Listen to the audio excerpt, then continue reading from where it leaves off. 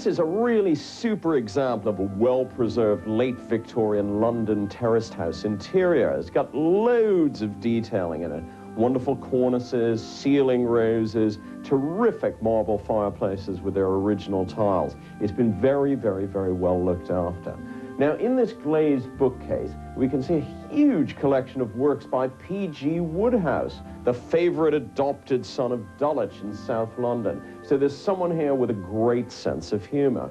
There's also someone in this house with a great sense of style. They've really thought about the way things should look. Take, for example, these wonderful gilt wooden Italian candlesticks that have been turned into table lamps. And they're very sort of minimalistic, very restrained, very subtle. There's nothing particularly over the top.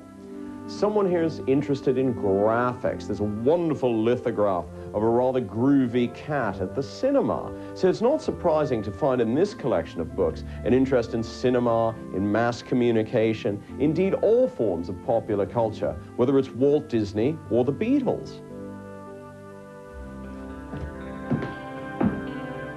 Well, it's a very refreshing surprise to find such a countrified dining room in so typical a London house. And this has a wonderful rustic feel to it. There are lots of fresh, simple country flowers here, like that gypsophilia, lots of very simple, unadorned pine furniture. So this place belongs to someone who's got strong enough taste to dare to do things in a very plain but confident fashion. Now, there's a little hint here of that fascination with popular culture, a wonderful sort of 1930s streamlined radio. And I can see a love of Americana as well. There's a cowgirl and a cow puncher on top of that corner cupboard. Now, here in the kitchen, we can see that there's an obvious love of dogs.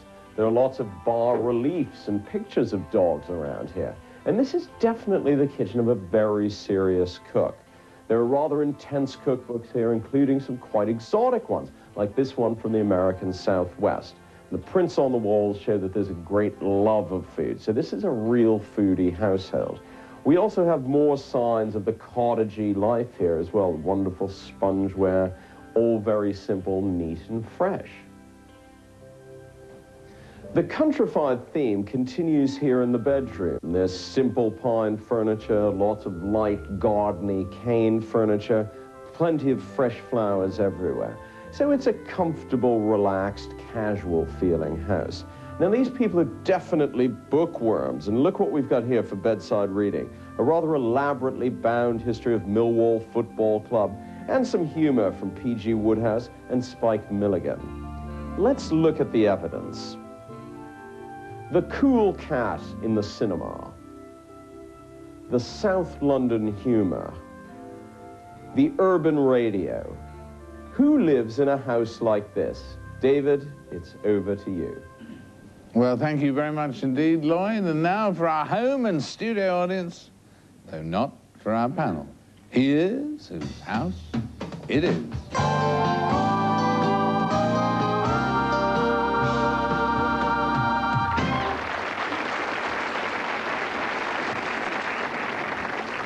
Young Chris.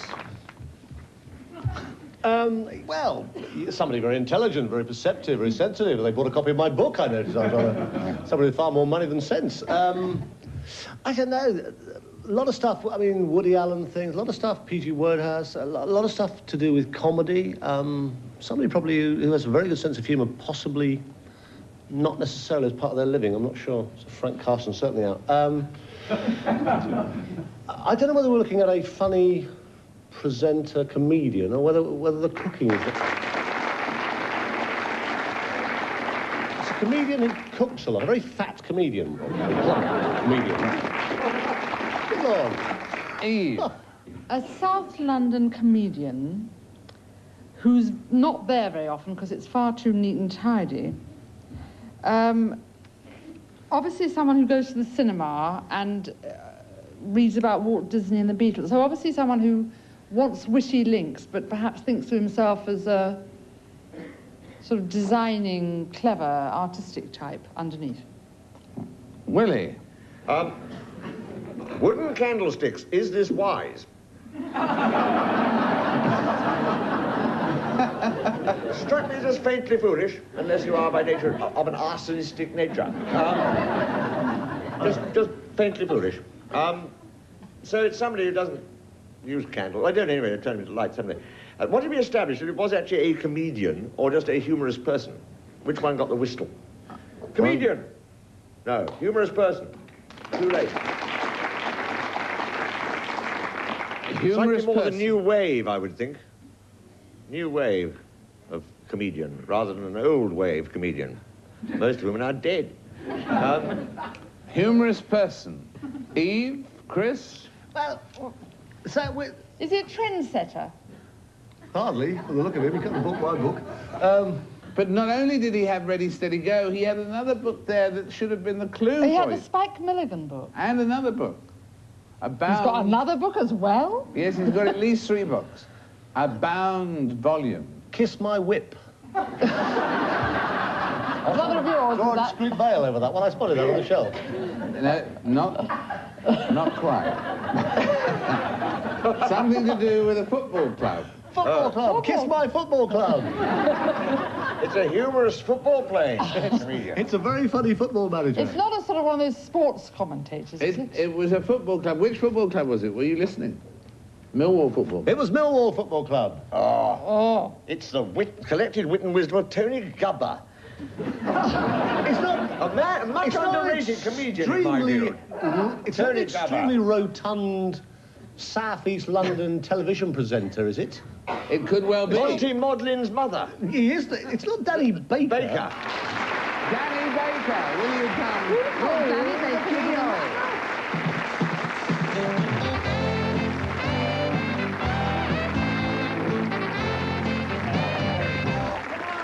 This is ridiculous. The He man has not got a house. That's not your house, He lives in is a it? tent on Clapham Common. He hasn't got a Well, house. I've gone up in your estimation. Last time I met you, you said I lived in a hole in the ground with a tarpaulin over He it. should have stayed there. But Made a nice suit. He really, you two worked together, right? Briefly. We worked together. Again, the audience are at a disadvantage, probably, because I'm mainly known in London and the South. And Tarrant and I did this, for 3 years, Tarrant and I worked together.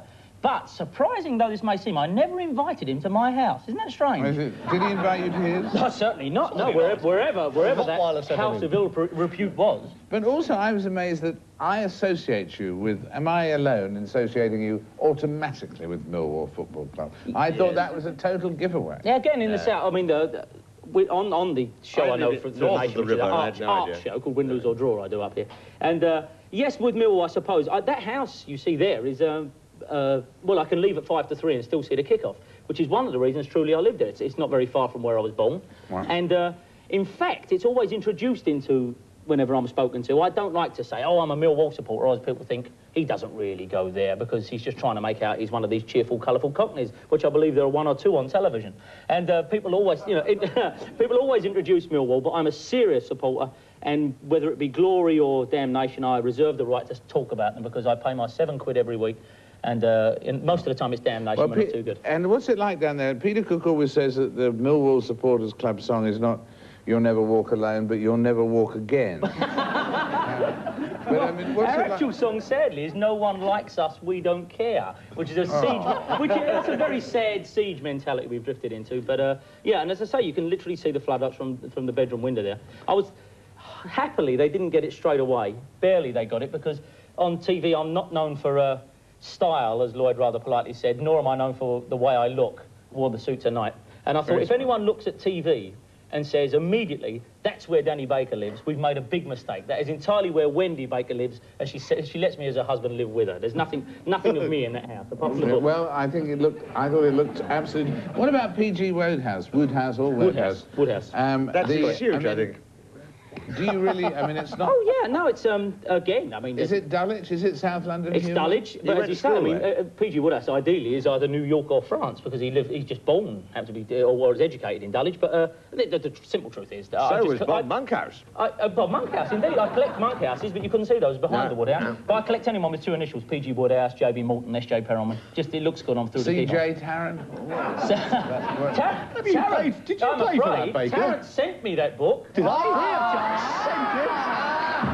Excuse me. Oh, no! No, I sent it with an invoice. He sent me that book.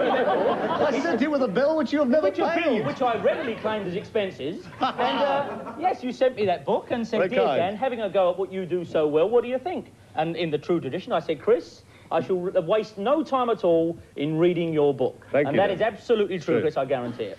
I've wasted no time at all reading that particular book. Well, that's a great revelation. Thank you for that magnificent revelation. Thank goodness you've got it in. More than a fee, this is what I want. This is what you want. Although the fee will be nice. You no, it won't. We thank you for that revelation about Mr. Tarrant. Thank you very Bless much you, indeed. my dear Danny. Our thanks to Danny Baker. I wonder who's next.